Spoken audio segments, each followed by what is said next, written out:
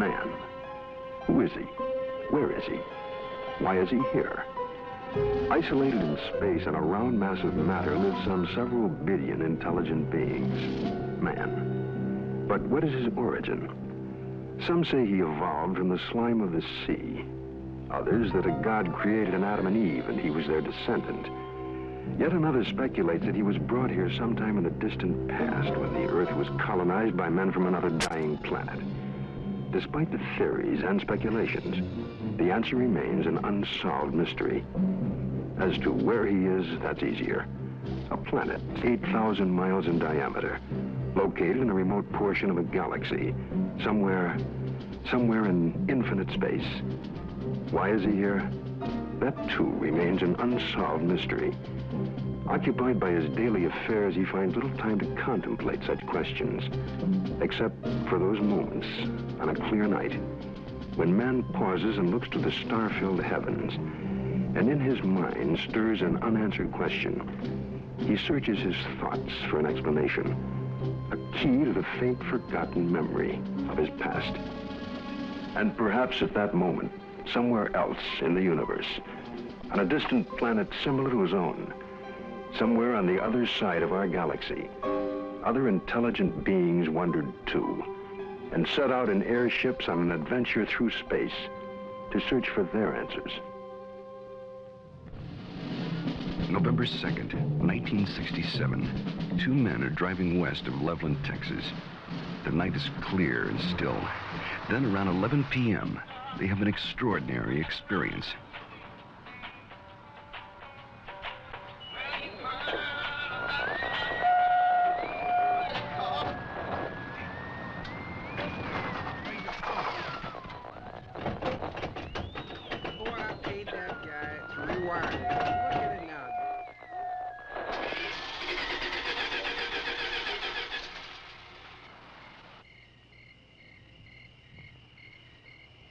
Come on, let's get out and check it.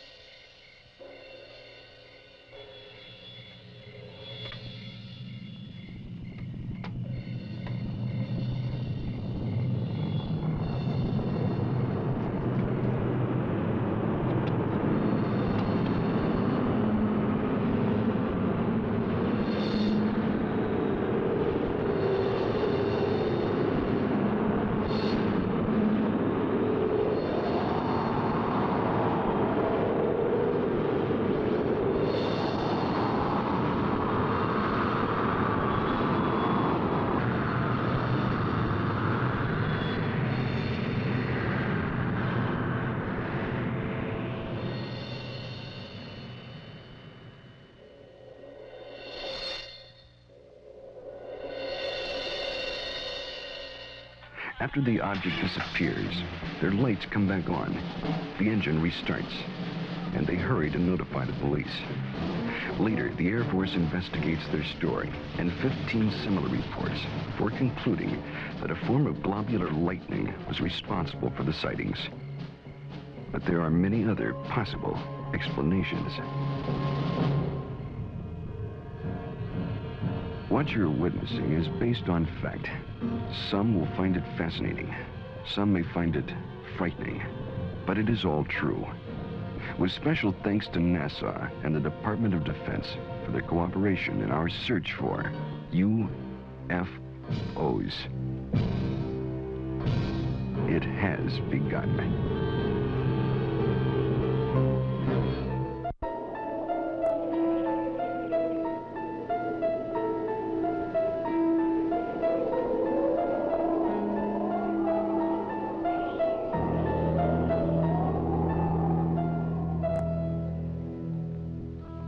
The Old Testament, Ezekiel chapter 1. It came to pass that the heavens were opened, and I saw visions of God. Out of the midst thereof came the likeness of 4 living creatures. They had the likeness of man.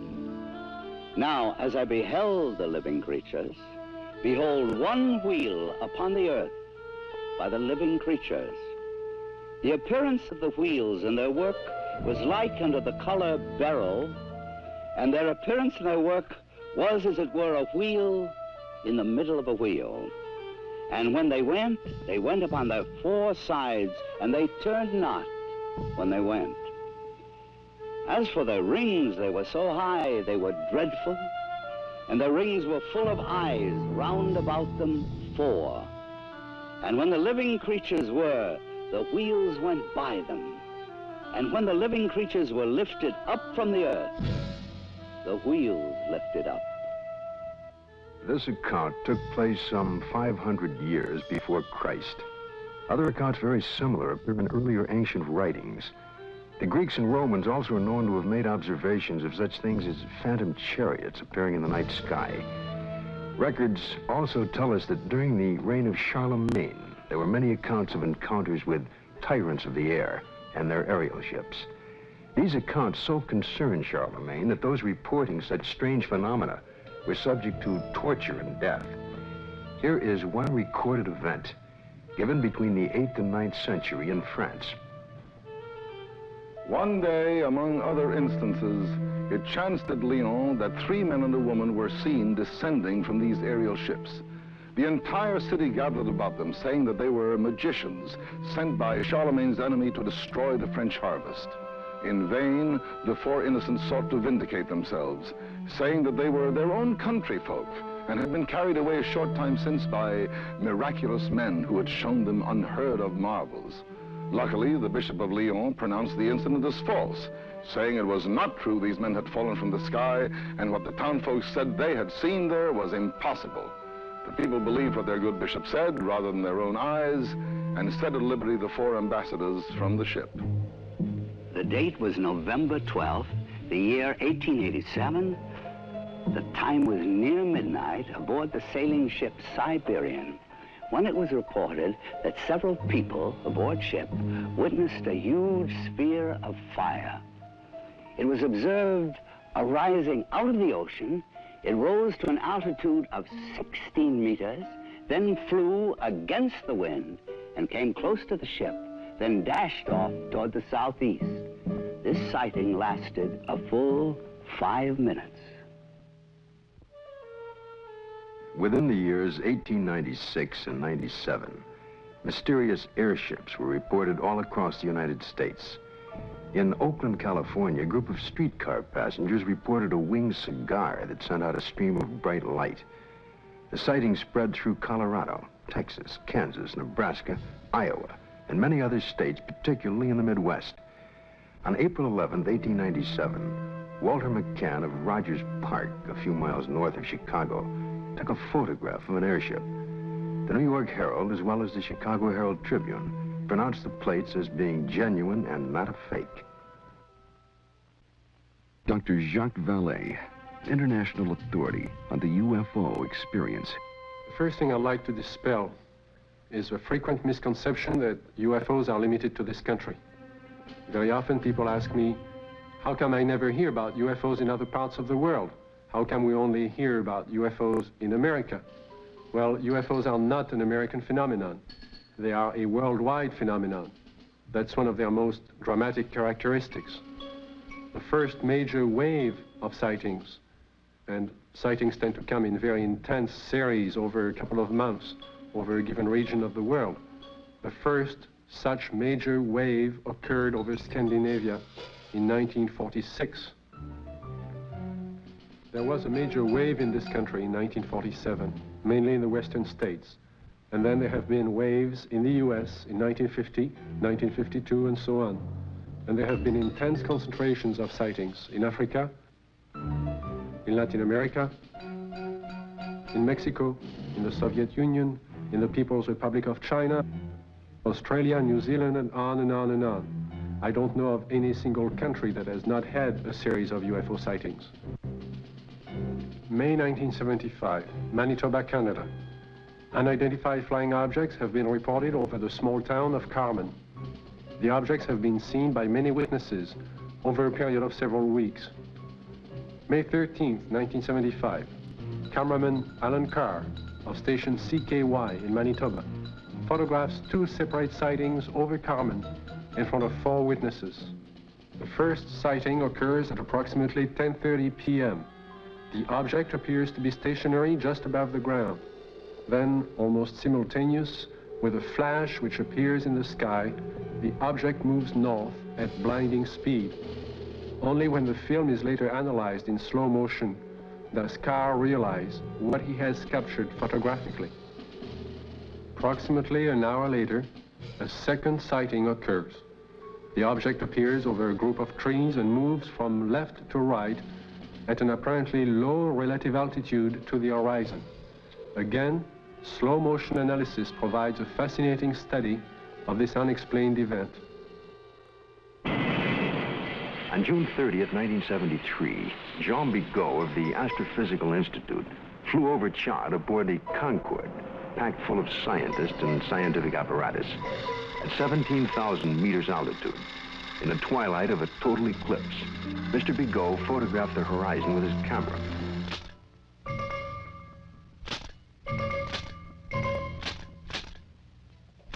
When the photo was enlarged, one of the slides showed what you're now seeing. If you look closely at this photograph, it resembles exactly what has been cited by many Americans during 1973 and 74. Although NASA takes no official position as to the UFO phenomena and their probable explanation, nevertheless, there remains on the record several unexplainable sightings by Gemini, Apollo, and Skylab astronauts.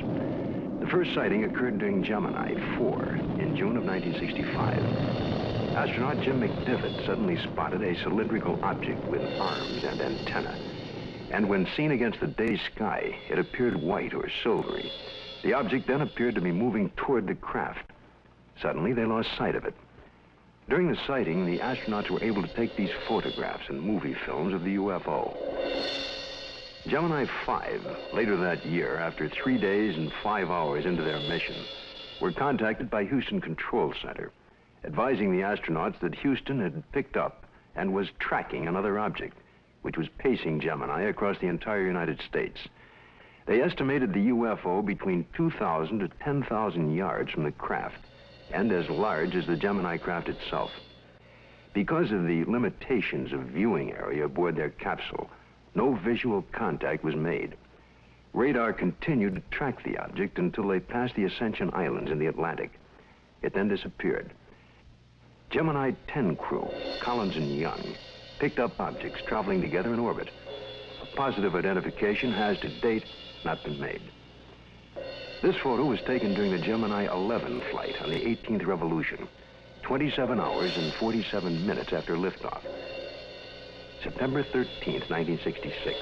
This UFO was tracked visually and recorded on film by the crew, and is truly considered unidentified by the photo interpretation experts at NASA.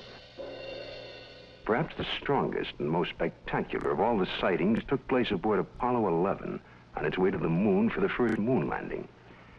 The ship was 1 day out, on July 16, 1969, when they spotted an unusual object.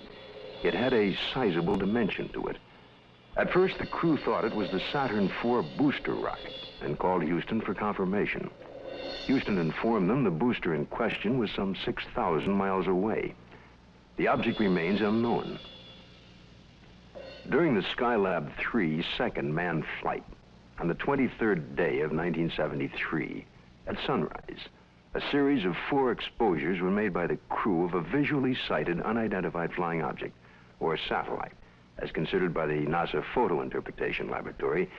The Skylab crew noticed a large star-shaped object, brighter than a planet or star. They watched it for about 10 minutes.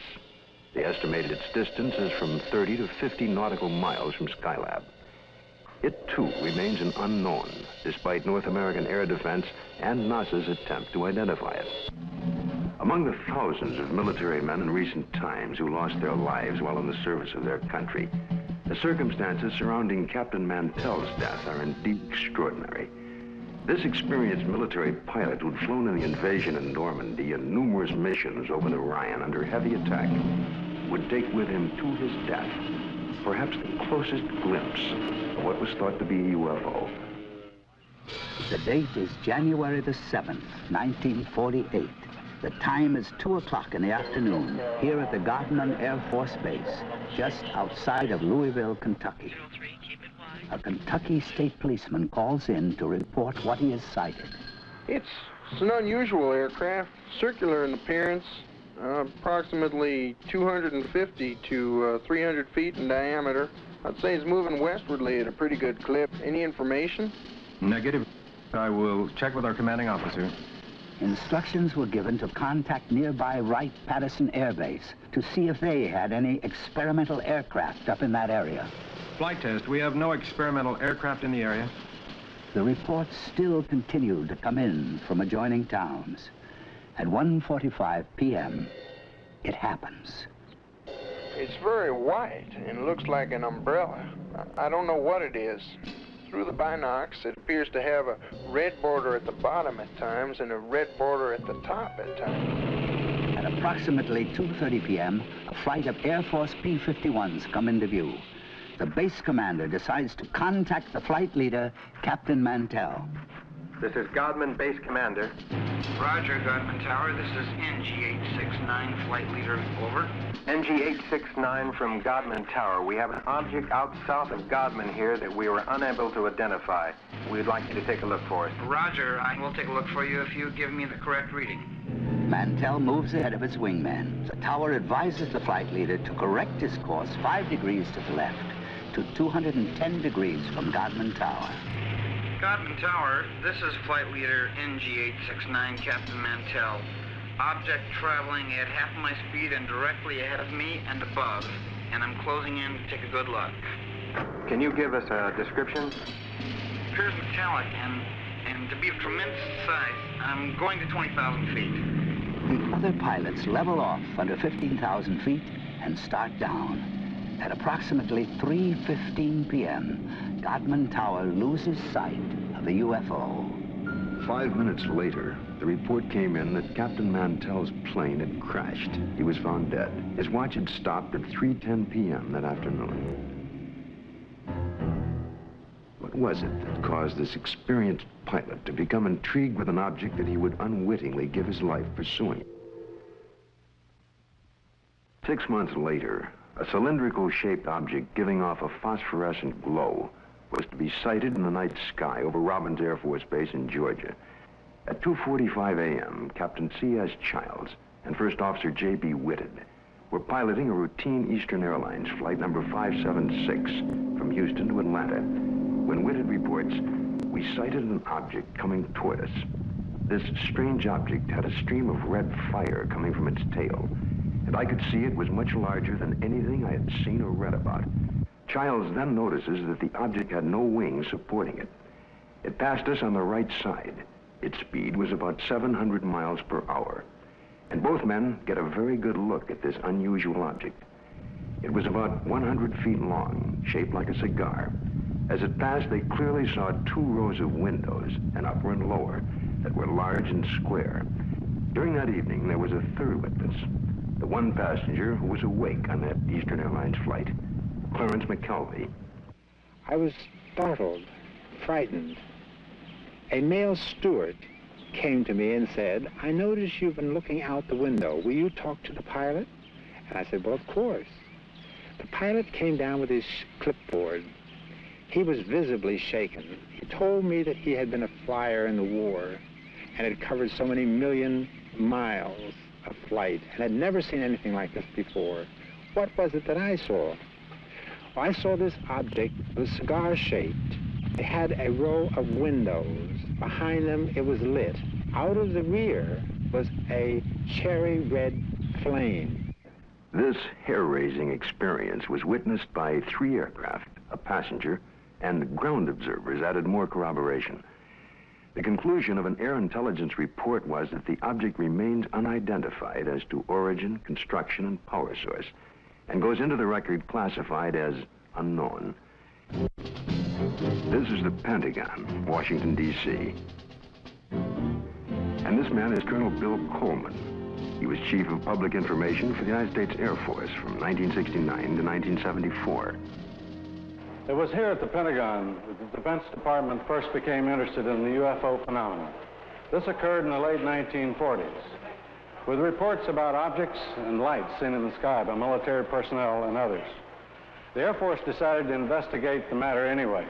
There was that one possibility that these flying objects could well be foreign weapons used for test purposes and might affect our national security. The investigative branch was called Project Sign. The project had only been underway for about 2 weeks when the Mantell crash had made headlines across the nation. The staff's investigation was far from complete, but public pressure was enormous, and they were forced to come up with an answer to really quiet growing speculation that Mantell had been killed by hostile aliens and some flying saucer. That's when we decided that Mantell had chased the planet Venus. However, this was an initial finding. The Chills and Whitted case had an impact on the Air Force project. It presented the first close-up account by highly reliable witnesses. The object described led some of the staff to postulate an extraterrestrial theory. And they wrote up an estimate of the situation, which at the time was classified top secret, suggesting that the saucers were from outer space. This theory was rejected by the Air Force Chief of Staff, General Hoyt Vandenberg, and even other Project Sign staff members as not having enough proof. So the extraterrestrial visitation idea was dropped for the time being. It's been said in jest that if these UFOs are from other worlds and they wanted it to be known, all they'd have to do is land on the White House lawn. But an incredible incident, too quickly forgotten in time, took place over our Capitol. In 1952, Air Force spokesman for the Pentagon and UFOs at that time, Mr. Al Chop, relates the famous incident that stirred the Capitol, causing a request from even President Truman to be kept up to date on all the details. There were radar reports of unidentified flying objects over the nation's capital. We had 3 reports. One came from Andrews Air Force Base radar control room, and 2 from the radar controls at Washington National Airport. The first sightings consisted of a number of unidentified targets picked up on radar. Then a call was placed from National to the Andrews Air Force Base flight controllers. They were apparently tracking the same targets. Then Andrews reported a visual observation of 3 objects that were apparently in the same position as those indicated by our radar sets.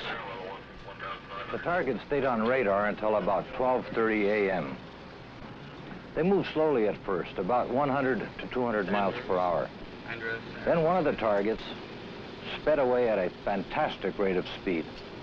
It moved west from Andrews toward Riverdale. The estimated speed was 7,300 miles per hour. At this time, in the tower, we had about 7 targets on the radar scope. These unidentified objects were flying all over the city. They even violated the restricted air corridors here over the White House and over the Capitol building. The phenomena wasn't to subside. The following Saturday night, July 26th, a repeat performance unsettles the Capitol again. I was awakened the following Saturday night around midnight by a telephone call to my home in Virginia.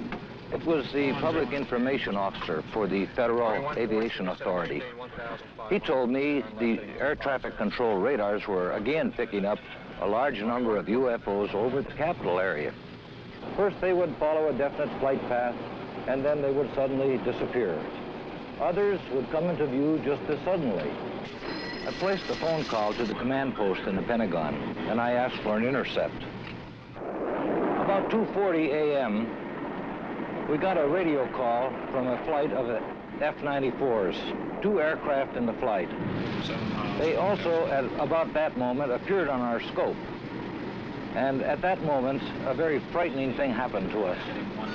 All of our unknown traffic completely disappeared the moment those aircraft came on the scope. The flight leader called in and said, well, it doesn't look like we're going to do any good here, so we're going to go back to base. And at the very moment those aircraft disappeared, all of our unknown traffic appeared again on our scope. And again, it was a very frightening experience. We called Andrews Air Force Base, and they reported exactly the same thing happened to their scope. 10 a.m. on the morning after the sighting, General Landry, at the request of President Truman, called intelligence to find out what was happening over Washington. It was the largest and longest press conference held in the Pentagon since World War II. General Samford headed the conference and said that he was personally satisfied that the radar scope sightings were the result of temperature inversions, which are known and account for certain blips on radar. Although this was the conclusion of the Air Force investigations, interestingly enough, the actual report begins with this opening comment: a study of the various reports regarding the subject. Radar sightings do not allow a positive and final explanation to be made.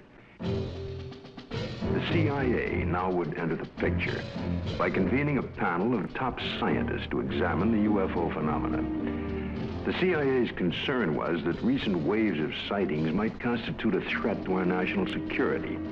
The thinking was that the enemy could exploit UFOs as a decoy in the preparation for an attack on the United States. 5 outstanding scientists and various Air Force and CIA representatives were to meet on Wednesday, January 14th, 1953. Among the panel members was one associate member who was destined to have more experience with the UFO phenomena than any other American scientist to date, Dr. J. Allen Hynek, astrophysicist and head of the astronomy department of Northwestern University. I was called into the meeting on Thursday. The panel members were seated around this table. It was a rather somber and impressive occasion, actually. I was a junior member, and I remember feeling considerably nervous and apprehensive about being in front of this powerhouse of scientists. But then for the past 4 years, I had been scientific advisor to the U.S. Air Force on this very problem. There were 2 films that were of particular interest to the panel at that time. One was a film taken by a Navy officer while on vacation in Utah, near Tremonton, Utah, and the other was a film taken in Great Falls, Montana, by the owner of the local baseball team. The Utah film had already been subjected to some 1,000 or so man-hours of analysis by the Navy's Photographic Interpretation Laboratory.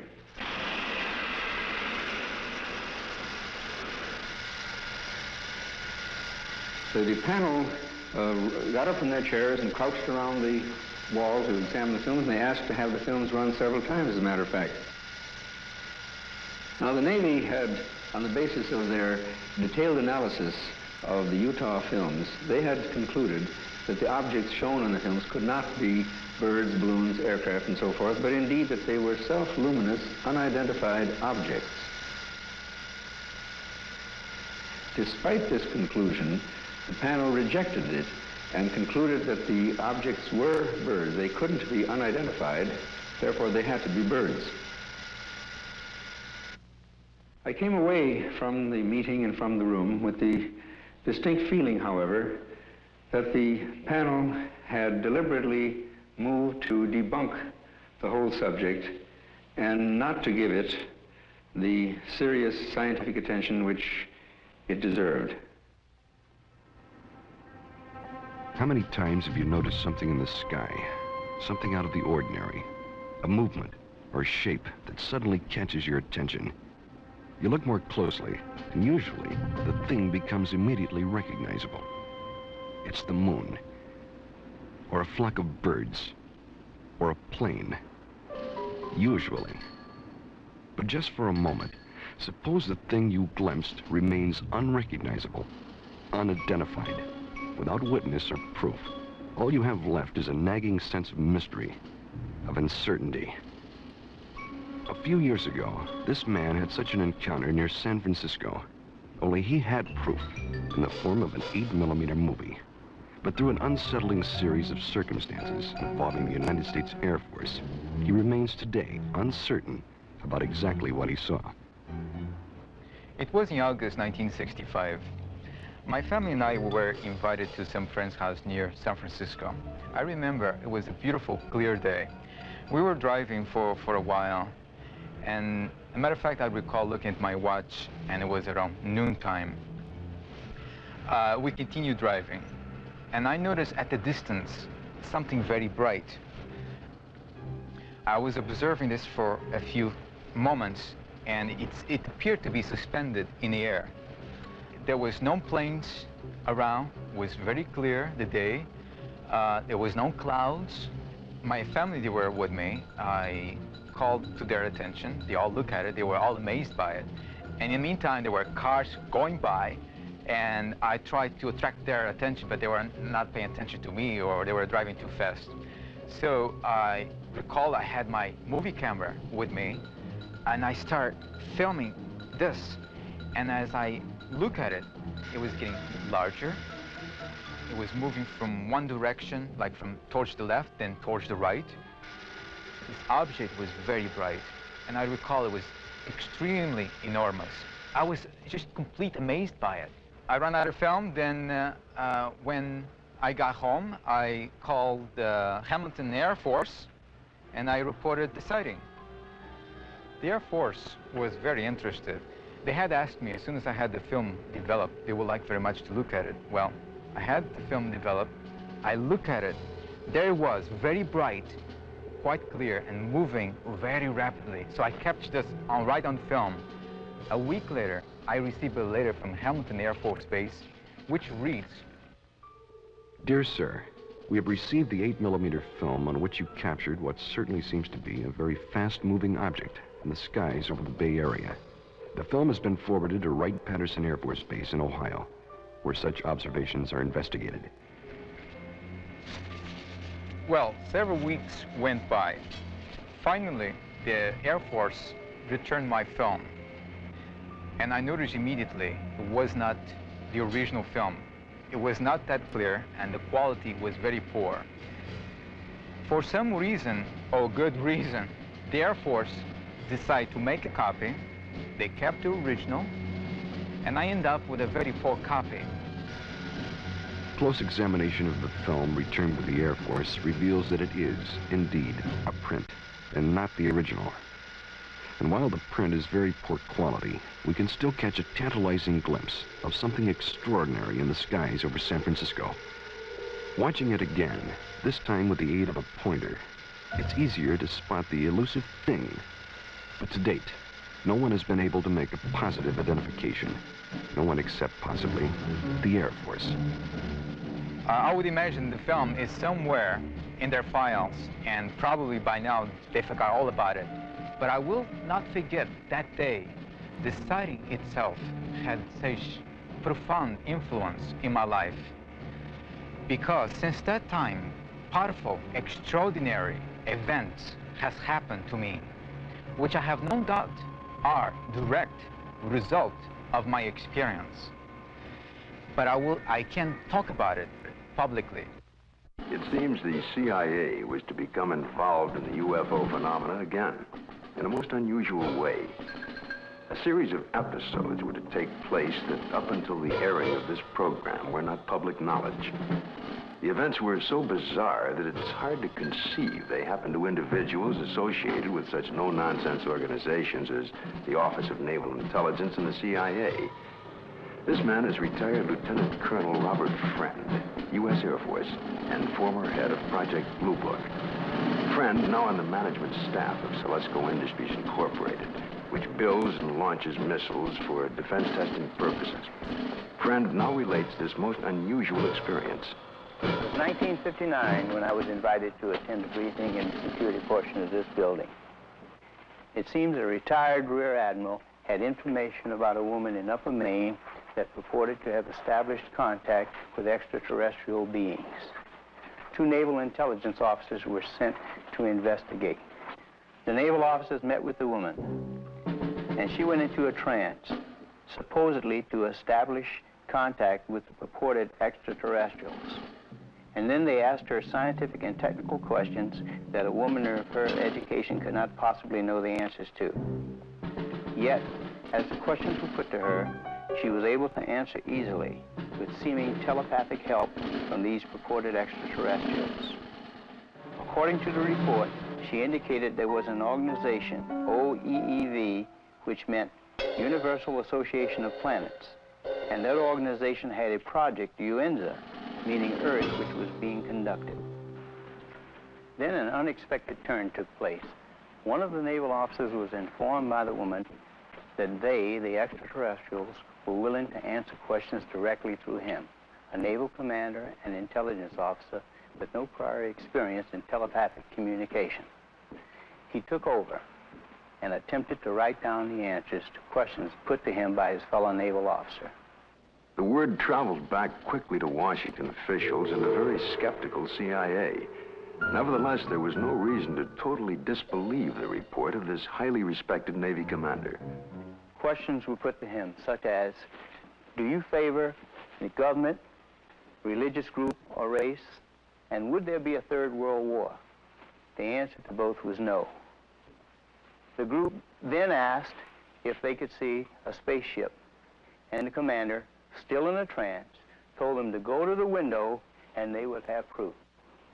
The group moved to the window where they supposedly observed a UFO.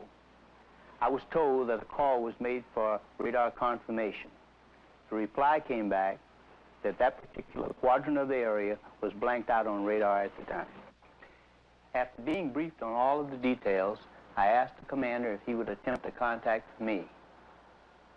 He sat for several minutes and then appeared in a deep trance with his Adam's apple moving up and down rapidly. Questions were put to him, and he answered them by printing in rather large letters using rapid but jerky motions. It wasn't at all like his natural hand. During the course of the questioning, we learned the names of some of the so-called extraterrestrials. One was Krill, C-R-L-L-L. Another, Alomar, A-L-O-M-A-R. And another, Affa, A-F-F-A, purportedly from the planet Uranus. A case that just as well could have been written by a very imaginative science fiction writer. But here in my hand is the actual account of the incident by one of the agents present at that time. The names of 7 men present are listed here.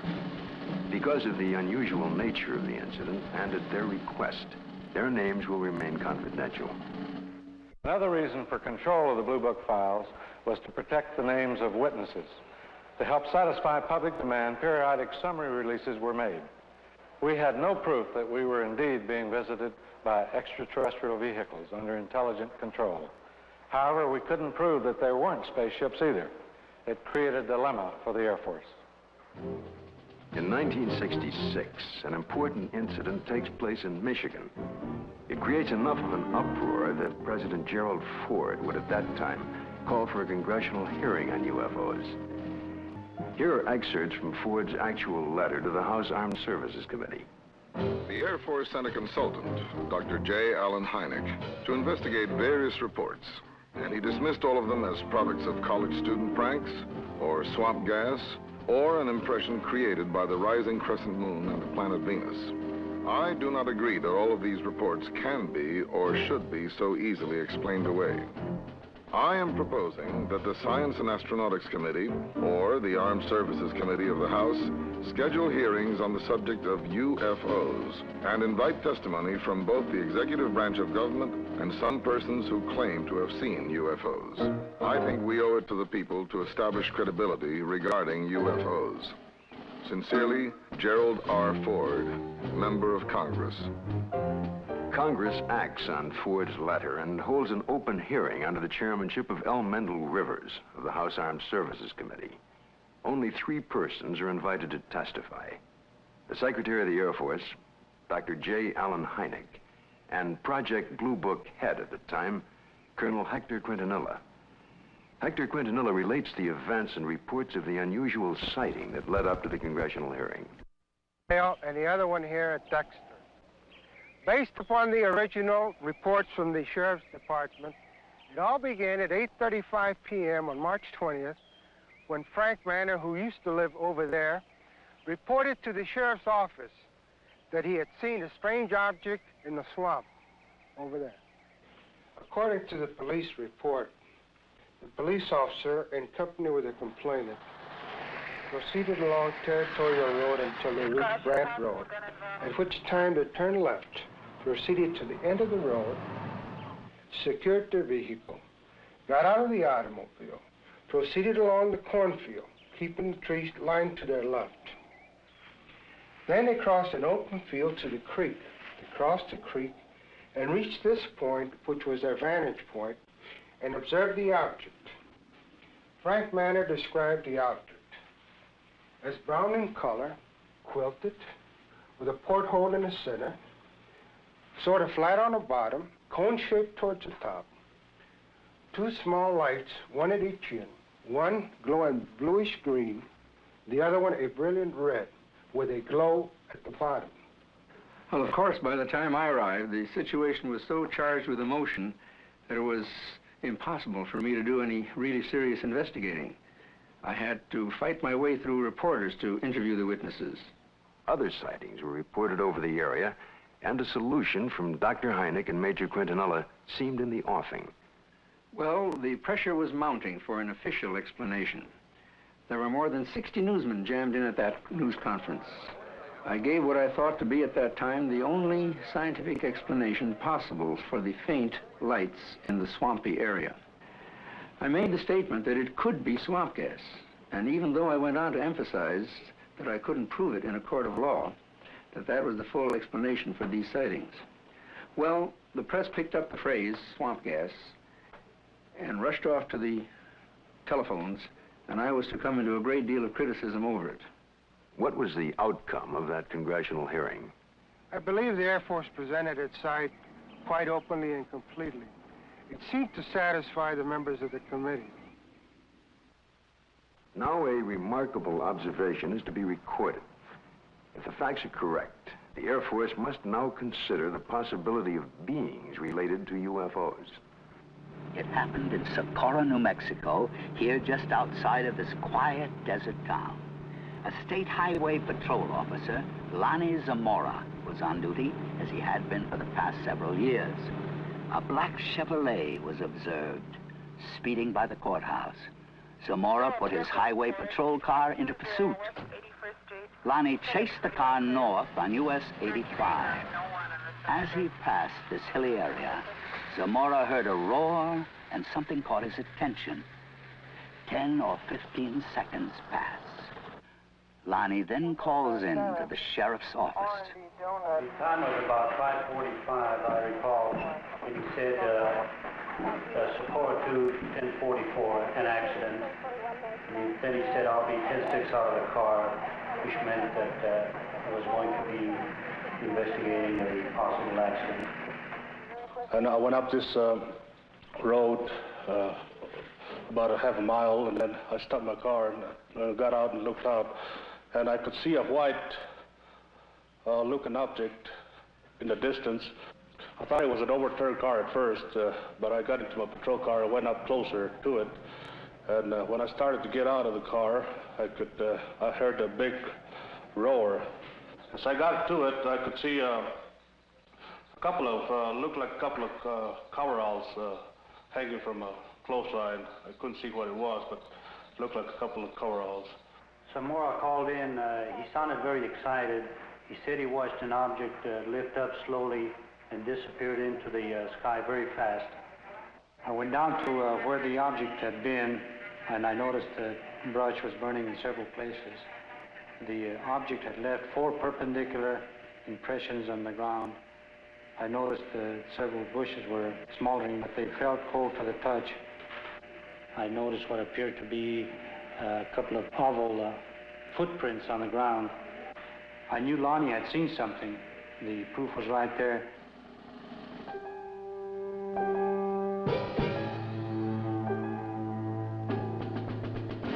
The incident was very interesting, to say the least.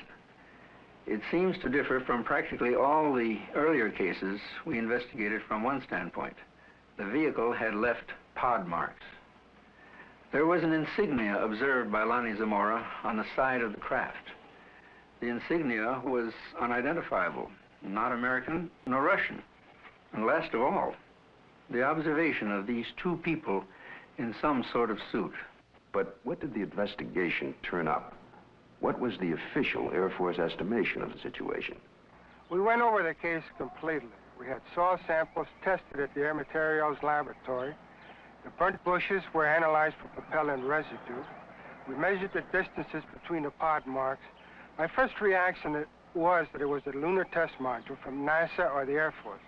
That seemed to be the only logical explanation. This was probably the best documented case in the Air Force files, and I checked it out everywhere, all the way up to the top, even to the White House command post, and nothing. According to the official status of the sighting of Lonnie Zamora, case carried as unidentified, pending additional data.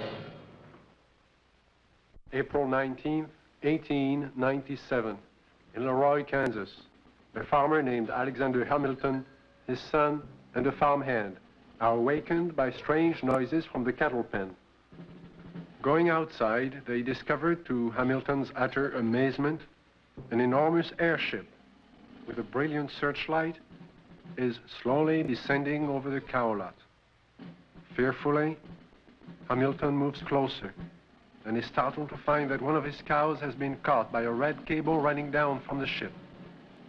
The next day, after an extensive search, he discovers the cow's hide, legs, and head in a field miles away.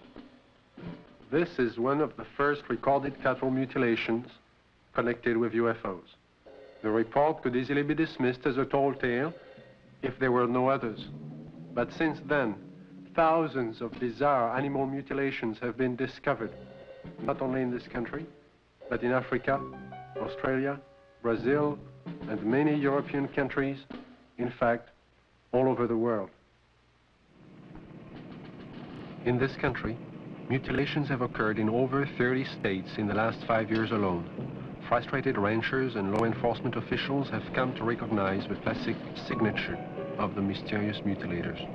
Often, in a remote area, a cow will be found dead, the sex organs removed, and the tongue, an ear, and an eye all surgically cut out. The body, more often than not, has been drained of blood, though no blood has been found on the ground. In fact, there are no tracks or prints of any kind near the body. And yet, amazingly enough, there is no evidence of a struggle. One of the first states to be hit by the mutilations was Colorado. Reporter Bill Jackson of the Sterling Advocate covered the story from the very beginning. A classic mutilation, or say 90 to 95% of the mutilations will be almost identical. Some part of the face will be gone, exposing nothing but, you know, the jawbone. An eye will be taken, the tongue will be cut out, and an ear will be taken. The rectal area of the animal will be what appears to be bored out. The reproductive organs will be removed. In the case of a cow, the udder will either be entirely removed or parts of it will be removed. Usually, again, in probably 90 or 95% of the cases, there will be no blood whatsoever in the animal. And there will be no traces of blood on the ground where it fell or where it was mutilated. All you've got is the carcass, and you've got no idea why it died, or how it died, or how it was mutilated. It all began in 1975. It was a bizarre time. Nobody had ever seen anything like this before. Not only did we have the mutilated dead animals on the prairie, but we also started getting the lights in the sky at night. Along that time, there were many theories that were being developed on why this was being done. The satanic cults were being blamed, dope smugglers, UFOs, a government experiment of some kind. As time went on, the situation became so widespread that people realized it couldn't be the occult or the dope smugglers, which left us two possibilities. Number one, it was being done by a government, let's say. Or number two, it was being done by UFOs. As more and more cases were reported, the Colorado Bureau of Investigation was called in. Well, our position is basically one where predators, at least our investigation determined that predators were responsible for probably 99% of the reports of mutilations. As I said, there were 203 separate reports received from this agency. But of the 203, we only received 45 tissue samples to conduct microscopic analysis on. Of the 45 tissue samples, we found that only 2 of those 45 had actually been mutilated with a sharp instrument. When they first started, they would send samples of these animals to the CBI, to Fort Collins, to try and determine what was the cause of their death, what was mutilating them. And 9 times out of 10 or more, the report would come back that were being caused by predators. Now, these ranchers and the sheriffs in these rural areas had been around cattle all their lives. They'd been around coyotes all their lives. And they knew that this just wasn't possible. A coyote would not do that. Predators, when they come in and start to eat, now I'm talking about 4-legged predators. They'll come in and they'll bite, and then they'll pull and they'll tear. The cuts we have, even we can't make cuts like this. We've tried this many times on dead animals with scalpels, razors, and knives, and we can't make the same cuts. We've had cattle that we've went and investigated that were, called in, and I think I have a mutilation here, and we went out and we seen it, and it was not a mutilation. And these are not the ones that's reported. The ones that we classed as a classic type mutilation are actually mutilations, and they're not predators. Animals, wild animals, predators, coyotes, won't approach these carcasses. But in the case of an animal being mutilated in the wintertime, there's possibly something about the cold weather that may mask whatever it is that keeps predators away, and that will be the exception to the rule.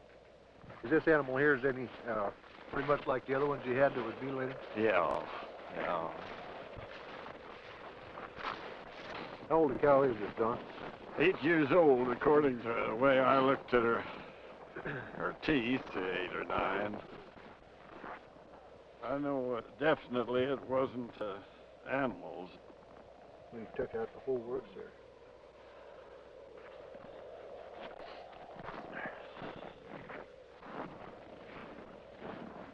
Don, now on this critter here, how this looks like a real incised wound. Yeah. Well, it looks, it's definitely cut. Oh, yes. And everything, you can tell that. I mean, even at the age that it is right now, that's opposed to the way it is to where the animals have been to it on this other side over here.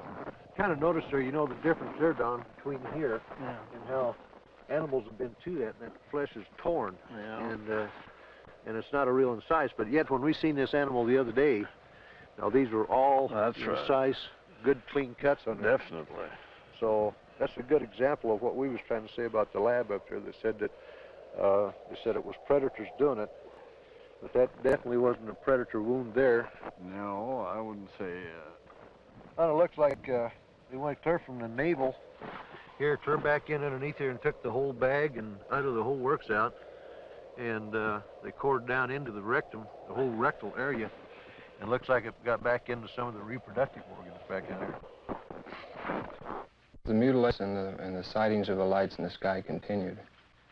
It got to a point to where ranchers in the northeastern part of the state began arming themselves.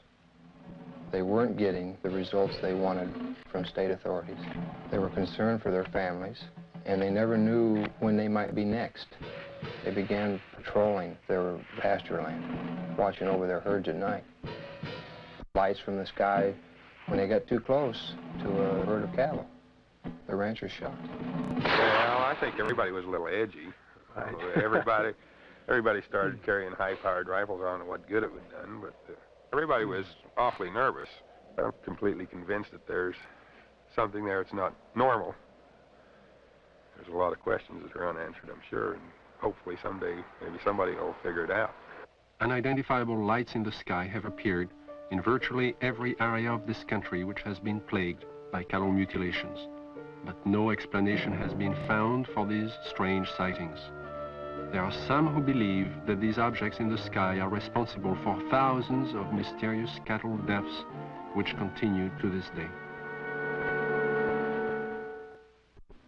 Though state and local officials have stated their views about the mutilation mystery, surprisingly few veterinarians will speak publicly about the situation.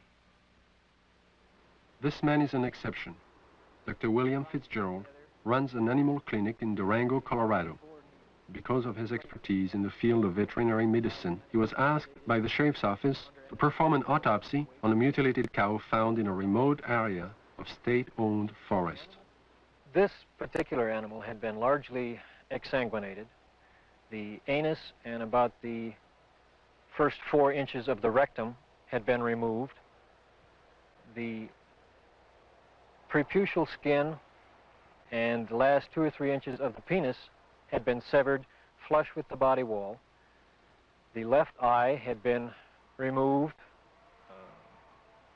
and the last 1/3 of the tongue had been cut. A portion of the lips on the left side of the animal were also sawed off, presumably to gain access to the tongue, but this makes no sense because that portion of the tongue could have been easily pulled out and cut off without that, so I don't understand that point. Reports I have heard, some that I have read subsequent to this time, indicate that people have seen mutilations that they attributed to predators. And if this was a predator, he had 2 feet and a 6-inch knife, because it was a very sharp single cut in most instances. And although not the world's leading expert, I work with knives frequently. I know what they do. I know the marks they leave. Exsanguination, the removal of blood from an animal, has been a predominant trademark of the mutilators. Few officials have found an answer to the technique used in this procedure. Dr. Fitzgerald describes what he thinks is the method. If a large bore needle is placed in the animal's jugular vein while the animal is sedated, under anesthesia, or awake if you like, somehow restrained, however, the animal's heart will function as a pump and will pump out very nearly all of its blood through that needle. As the animal's blood supply begins to diminish, a natural physiological mechanism takes over and sequesters or draws what remaining blood is left into the internal organs in the center to supply the vital organs, the liver, the heart, the brain. And it will leave the peripheral area, the skin, all of the non-vital centers, largely bloodless. So if you can successfully withdraw the major portion of an animal's blood, you can cut on that animal and there will be virtually no bleeding at all from the surface. I know that I keep coming back to this point, but the animal was apparently restrained with something other than ropes. Why, I don't know. It was apparently washed completely clean. Why, I don't know. And it was in a very remote area. Perhaps these things tie together. Perhaps whoever, whatever, performed this didn't want to be observed. I think one of my initial feelings was that somebody certainly went to an awful lot of trouble to get back into a remote area where I don't believe you'd casually know there were even cattle to do all of this. Dulce, New Mexico, similar to the plains of Colorado in its isolation, but nestled among rolling hills and small mountains, is the land of the Jicarilla Apache. Tradition is strong here. Indian women weave intricate baskets and create delicate beadwork. The men preside over tribal business and raise cattle. And here, as in Logan County, the night sky has been lit with the glow of unknown flying objects, and cattle are found mutilated. Officer Gabe Valdez of the New Mexico State Police and retired scientist Howard Burgess, who pioneered the development of Kirlian photography in this country, periodically pool their knowledge and expertise in an effort to solve the mutilation mystery. Officer Valdez describes how it all began. It was in 1976, June the 14th, when we first had one of our cattle mutilations here in Dulce. The cattle that was mutilated belonged to Mr. Manuel Gomez. Any time that we do find one that it's not too decomposed and it's fresh enough for us to do some tests, well, I do call on Mr. Burgess because he has a lot of knowledge in the field of science that is very helpful to me in conducting my investigations. Howard Burgess had a theory that some of the cattle had been marked prior to their mutilation with something which would show up under ultraviolet light but be invisible to the naked eye. Late one night, he and Valdez conducted an experiment and found that out of 80 head of cattle, 5 were indeed marked with a powdery white substance, visible only under ultraviolet light. So we took ultraviolet with some special filters and ran the cattle through it, and what appears to be markings glowed under ultraviolet. It's invisible to the normal eye, but under ultraviolet it does glow. Then we removed the hair from the region that does glow, and we removed a control sample. We took these to the lab and had chemical checks run on them. We did find that the sample that did glow is extremely high in potassium and magnesium. At the time, this was interesting, but it didn't mean much to us until we ran on to other things that began to tie in with it. The tie-in came on June 3rd, 1978, when a UFO was sighted over Taos, New Mexico. As it hovered over the town, it dropped a thin film of ashes onto the ground below. The ashes contained high levels of magnesium and potassium, the same elements found on the cattle under ultraviolet light, but there was more. We find there's at least 25 elements in there. There's a good possibility that it may be something that's organic. And if it is, this just opens up a real bag of worms, because anything can happen if this is an organic material that has come from one of these crafts. And this, as the people told us, directly fell from the craft that was hovering over the area. One day in 1975, Logan County Sheriff Tex Graves took his deputies into the countryside around Sterling, Colorado, determined to track the bright lights which had been skimming across the ranches and farmlands for the last several weeks. Reporter Bill Jackson describes the sequence of events. We were just getting started in this. We really didn't know what we were doing. We weren't prepared for anything like this, of course. But as time went on, we realized we couldn't catch them, so maybe we can take pictures of them and discover something that way. A year and a half later, the lights returned. The mutilations were still going on. So we arranged with the Honeywell people in Denver to borrow a 1100 millimeter Lentar lens from them. And I got some high-speed recording film from Kodak. And then we sat and we waited,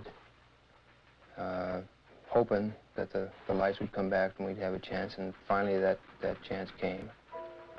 It was a stationary object that we saw for approximately 30 to 45 minutes, and the resulting shots were interesting, to say the least.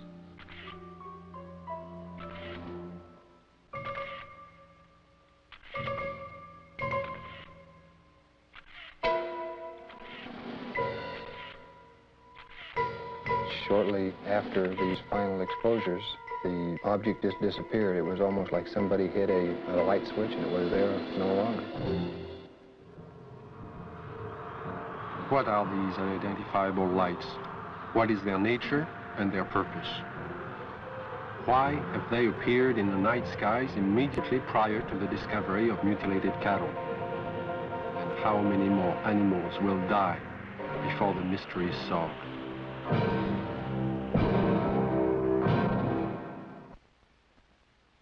In 1974, I received a call from a woman who had a strange story to tell.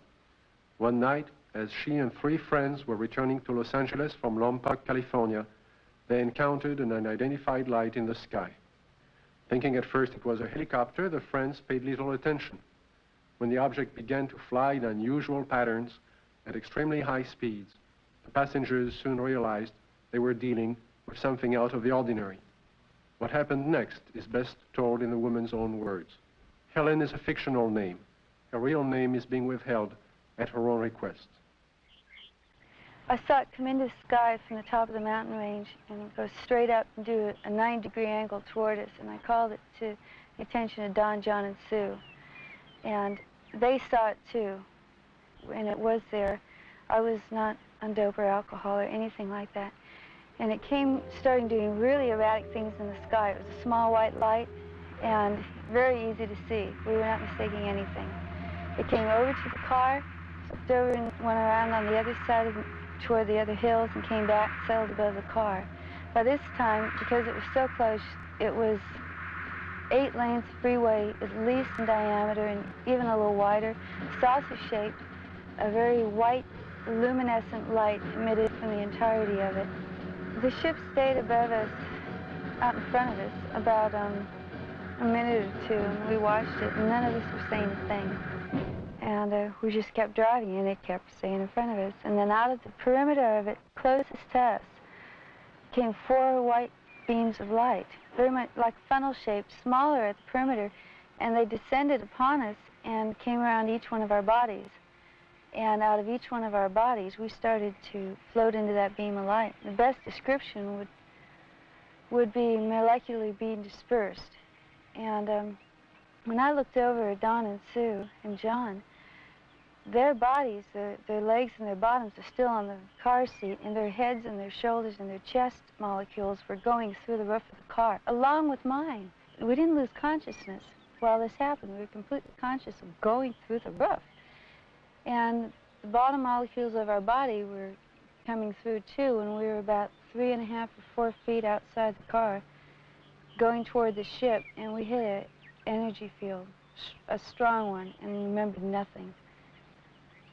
Next thing I did remember, we were coming back, the same process, going back into the car. It wasn't until several years later that Helen realized she had experienced more than she remembered. Mental images, which she couldn't explain, caused her to visit a specialist who put her through a memory regression. In this relaxed state, Helen recalled the evening in question and described in detail the experience of being taken aboard the UFO. I came to, and standing in front of me was a very tall man with whitish hair, kind of bronze, beautifully tan type of skin. And he had a long type of robish gown on, and he was looking at me, and very, very friendly. And he said he supposed I'd like to know what we were doing here.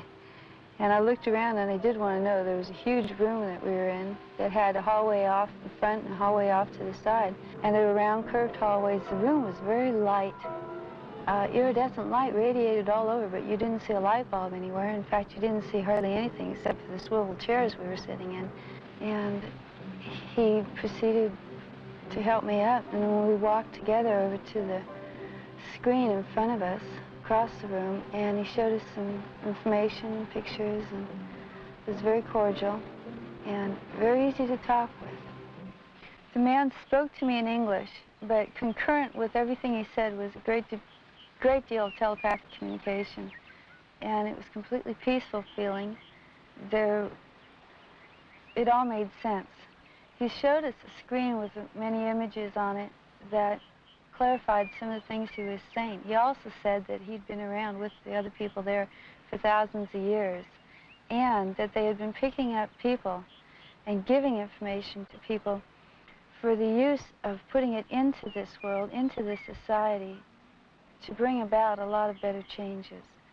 And the interesting thing was that there are some people, he indicated, who we know and read about, who were given information by him. This is what he told me. And there was no fear. That's predominant, I think, in everything. From this large room where we first came on, the man led me down into a couple other rooms. And the one that's very interesting was more or less in the center of this ship, and it was a room full of dials and full of men dressed in more form-fitting clothes, whereas the one who met me had a type of ambassadorial robes on. And these guys had more like turtlenecks and Levi's. They were still white, soft, iridescent, and very comfortable looking, and they were working. There was plenty of dials, and there was lots of screens, types of scopes there, and they were doing things very involved. None of them paid any attention to us. They kept their word. After he had taken me to these rooms, we were walking again down the hall to go back to the car. And while we were walking, I remember telling him, you know, nobody's going to believe me. And he said, he's really nice to talk to, and he goes, it doesn't matter if anybody believes you. And there was a purpose to being told these things, and what I had learned and what John and Sue had learned too had its purpose. And it was very kind and very cordial. You could meet him on the street almost and not even feel anything unusual. And then we came back to the room, and we were put back in the car the same way as we were taken out. And we just this tremendous sense of peace, and that there was a lot more going on than we had originally thought. In December of 1969, amidst great public controversy, the Condon report from the University of Colorado was finally out. In summary, they found no evidence that UFOs were a threat to the national security, and the late Dr. Condon recommended that the Air Force terminate its involvement in UFO investigations and analysis. In 1969, the Air Force officially disbanded Project Blue Book and the study of the UFO phenomenon. Conclusions of Project Blue Book were: 1, no UFO reported, investigated, and evaluated by the Air Force has ever given any indication of threat to our national security. 2, there is no evidence submitted that sightings categorized as unidentified represent technological developments or principles beyond the range of present-day scientific knowledge. And 3, there is no evidence indicating that these unidentified objects are extraterrestrial. The files of over 12,000 cases were placed into storage. But the ubiquitous UFO wasn't to be influenced by this government position. Incidents were to continue, with daily reports of flying objects finding their way into the news media. In the closing months of 1973 and early into 1974 alone, there are over 1,000 unrelated and unsolved reports of UFOs from across the United States. Delaware State News, Dover, Delaware, October the 16th, 1973. Dover. 3 women on their way to the market saw it. At the same time, the crew of the Delaware State Police helicopter saw it. 2 airline pilots flying over Dover reportedly saw it. Flight controllers at the Dover Air Force Base saw it. Southern Illinois and Carbondale, Illinois, October 18th, 1973. It didn't make any noise, Don said. It had red and green flashing lights on the front and back. Times Dispatch, Richmond, Virginia, October the 19th, 1973. It was hovering, and we parked there on U.S. Route 15 about 2 hours and watched it. Walla Walla, Washington, January 30th, 1974. Guards of the Washington State Penitentiary have spotted what appears to be the same UFO 2 mornings in a row from their tower positions at the prison. Scranton Tribune, Scranton, Pennsylvania, February the 25th, 1974. Police spot flying object. State's UFO reports are increasing. October 21st, 1978, Bass Strait, Tasmania. A pilot named Frederick Valentich disappears after reporting a strange craft hovering above him. December 12, 1978, La Chapelle, France. A 45-year-old worker riding home observes an oval object. Together with another witness, he sees the craft hover above them. December 12, 1978, Guadalajara, Mexico. 2 luminous saucer-shaped objects are reported by residents, then by a police officer. December 16, 1978, Palermo, Italy. A bank clerk spots a disc of light and alerts the police, who take several photographs. January 2nd, 1979, Wellington, New Zealand. A veteran pilot and a newsman film 7 objects. January 4th, 1979, Jerusalem. Police on duty see 3 mysterious objects at high altitude. January 5th, 1979, Johannesburg, South Africa. A woman and her son report seeing half a dozen occupants in front of a brightly colored craft on a lonely country road. Ordinary people are seeing something all over the globe. But what have the experts seen? NORAD and the Air Force do have extremely sophisticated equipment, and by use of the phased array radar facility, surveillance is maintained on objects in space. But the system is only designed to track things like rockets, satellites, and man-made debris, objects with specific trajectories and which hold an orbital or flight velocity of approximately 4.8 nautical miles per second. This system is designed to discriminate between objects in space. For example, it will ignore a meteor entering the Earth's atmosphere, but will quickly spot a satellite as it begins re-entry. Objects can also be photographed with incredible precision by the electro-optical surveillance system, and it's very good at its job. However, it's not designed to photograph everything, just specific items and particular missions. The sky is so vast, it is virtually impossible to wait for, track, and photograph all unidentified phenomena. There is just not sufficient time or budget. So it is not really accurate to say that our sophisticated equipment and personnel are able to identify and examine any and all UFOs. On the contrary, they are programmed to study man-built machines, and only that. Among the many reports of UFOs in late 1973, one incident would stand out because of the credibility of the four witnesses. This is Major Coyne, Army helicopter pilot, his co-pilot, Lieutenant Arrigo Jetsi, Air Medic Sergeant Healy, and Robert Janacek. These men had just finished their annual flight physical early that day and were found fit and sound of mind. They would take off from Port Columbus Airport about 10:30 p.m. But what was about to follow, and the subsequent report they filed, would put to the test the credibility of these men. Approximately 8 miles east of Mansfield, our crew chief, Sergeant Robert Janacek, observed a red light on the east horizon. Did you gentlemen see the same red light? Yes, I did. Our helicopter was flying on a northerly heading. We were flying at an altitude of 2,500 feet. He indicated that the light seemed to be pacing the helicopter, moving along in a parallel direction with our aircraft. Which direction from the helicopter was the object? It was to our right, to the right side of the helicopter, and it was moving with us as we were heading north towards Cleveland. And at this time, he indicated that the light changed its direction, was coming directly at the helicopter at the same altitude.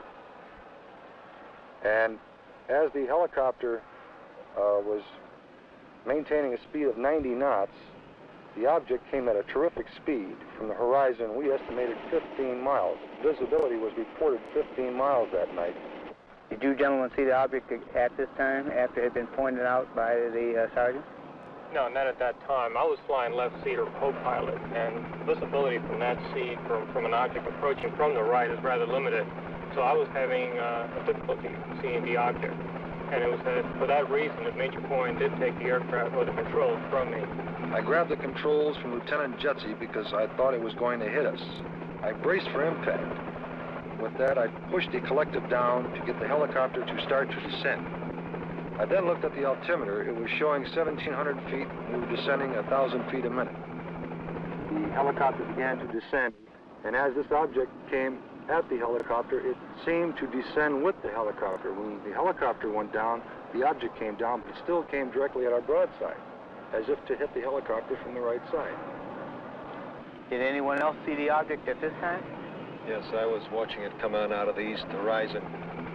And the only thing I felt was when the skipper took over the controls and we started to auto-rotate down, and I'd never been involved in a mid-air collision, so I was just watching this thing come at us. It was at this time a light came, swung 90 degrees from the UFO towards the helicopter, and it came in through the front of the plexiglass, and the entire cabin inside turned green from the light. It was a pyramid-shaped type of light that beamed down and came through the front of the helicopter. How long was your aircraft bathed in this beam? The light that came into the cockpit apparently lasted only for a few seconds, but it was enough time that I observed the red instrument panel lights utilized for night flying to be absorbed by the green light. Was it possible for you to determine the outline of this object against the star background? Yes, sir. It was a cigar-shaped object, like a symmetrical airfoil with the dome on it. It was a solid object. It was a metallic structure to it. and you could see lights reflecting off the structure, and you could not see any of the stars or behind the object itself. Well, while all this was going on, what was the attitude of the helicopter? Apparently, when we were supposed to be descending at 2,000 feet a minute at 100 knots, we were climbing at 1,000 feet a minute with the controls still established for a descent. And we went from 1,700 feet up to 3,500 feet and topped out at 3,800 feet. I would like to stress one important fact, and that is there is approximately 20 years of Army aviation experience between the 4 men on board the helicopter that night. We have been trained to follow procedures and regulations in reporting incidents, regardless of how they're accepted. And we tried to follow those procedures. And we reported the incident as it occurred and have avoided any speculation on the subject. While our government's official position is not to speculate on this subject, we can choose to let our minds explore other possibilities, to use our imaginations. For if we consider that astroscientists agree on one point, that the possibility of life elsewhere is not only quite probable, some feel it is there without a doubt. Let us suppose then that these objects are real space vehicles, extraterrestrial in origin, and not an illusion of the mind. Perhaps we can begin to accept such ideas as various reported UFO shapes and configurations by looking at our own aviation history. We have, in 71 years, devised dozens of aircraft shapes, from propeller-driven biplanes to lunar modules to date.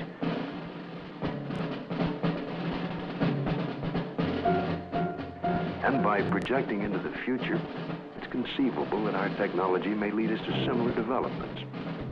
As to the UFO's behavior, if they are space vehicles, they appear to have movement in advance of our understanding of what is possible in the 20th century. But we must realize, however, it stretches our imagination. There will be a 21st and 22nd and 23rd century, where the impossibilities of today may be tomorrow's commonplace. If these vehicles are of origins outside our Earth, then we must assume they are managed, controlled, and operated by some sort of beings, perhaps similar to us.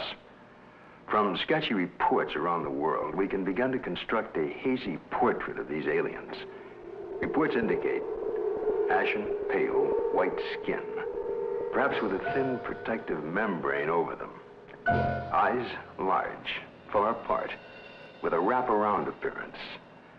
Nose indefinite, 2 small breathing holes. A slit mouth, or small or no opening at all. Behavior, cautious, curious, firm. Ability to paralyze on touch.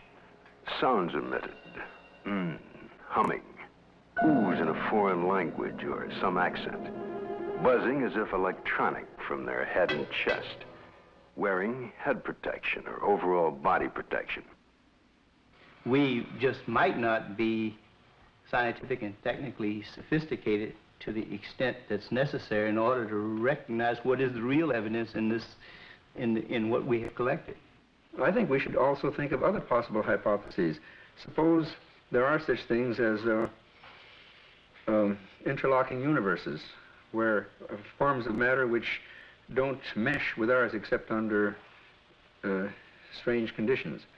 To assume that we're on the level of intelligence that would of necessity be visiting us, if they have the ability to come here, there may be no common bridge of understanding. There may be attempts at communication and we don't recognize it as communication. We must always be aware of the fact that we may be testing the wrong hypothesis. As for instance, in the days when people talked about stones falling from heaven, that was testing the wrong hypothesis. Meteorites do exist. The phenomenon exists, but they're not stones that fall from heaven. They're stones that the Earth collides with when they're in orbit around the sun. It's arrogant, egocentric, egotistical for us to think that we are the highest intelligences in the universe. I think that's completely preposterous. As far as the extraterrestrial intelligence is concerned, I believe it's out there.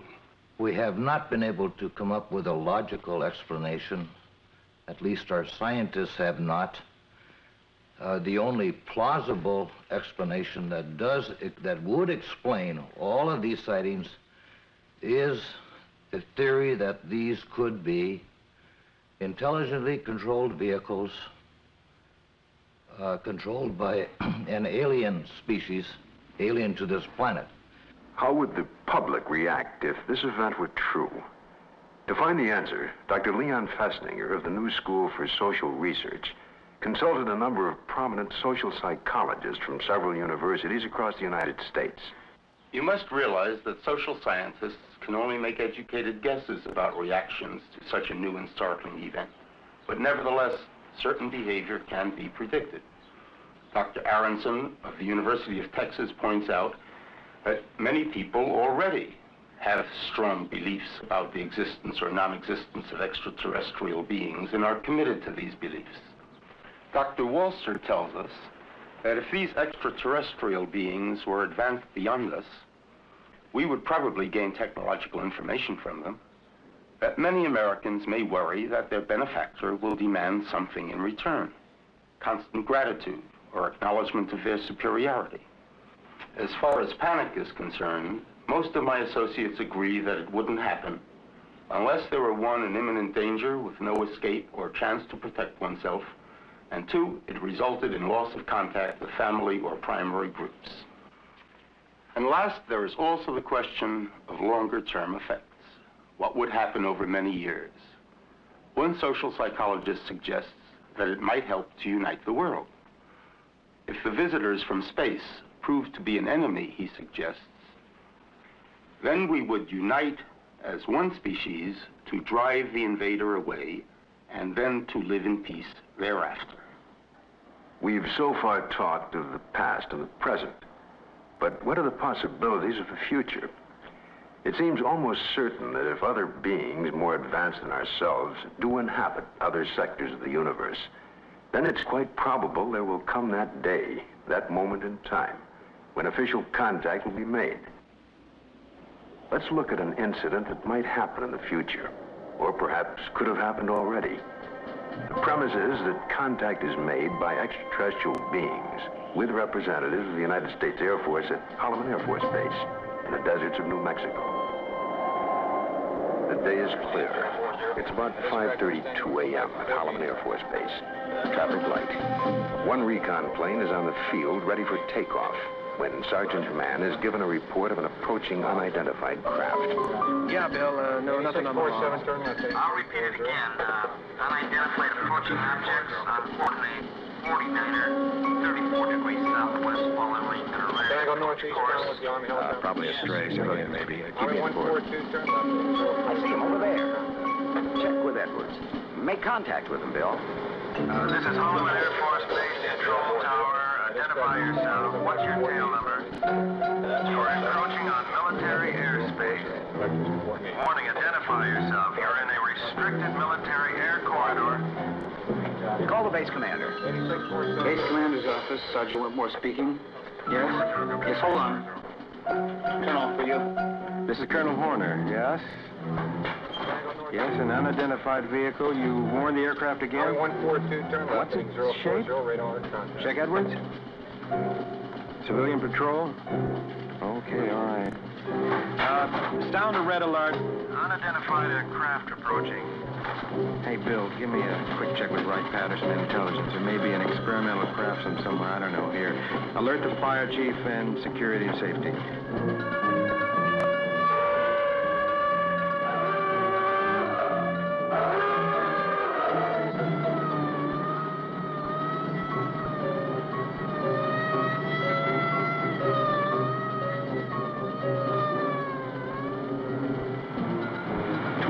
Interceptors are dispatched to escort the unidentified crafts out of the area.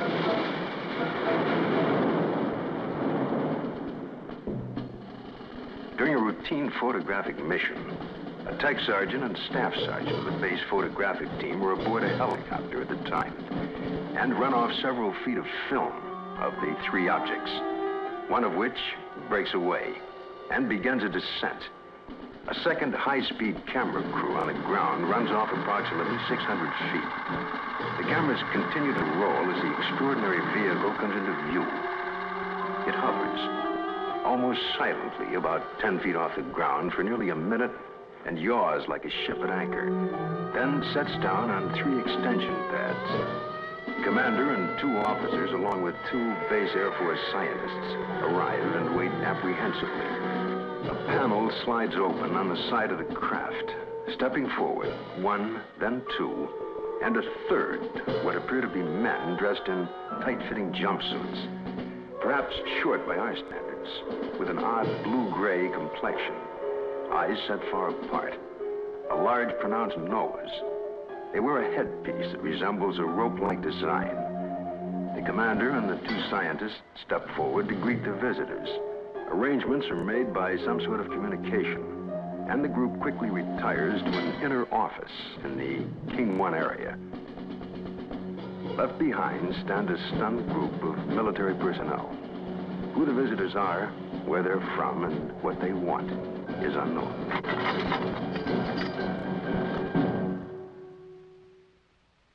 We now have a new challenge, perhaps the most monumental in recorded history.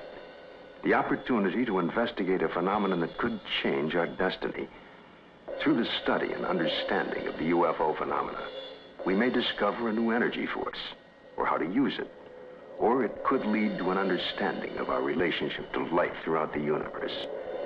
And if there are beings from distant advanced societies, we may be privileged to see a revelation, a look at ourselves 1,000 years in the future. And perhaps at this very moment, located in another galaxy, somewhere in infinite space, other beings raise similar questions and discuss the possibilities of life outside their planet and talk about Earth as part of their plans for the near future.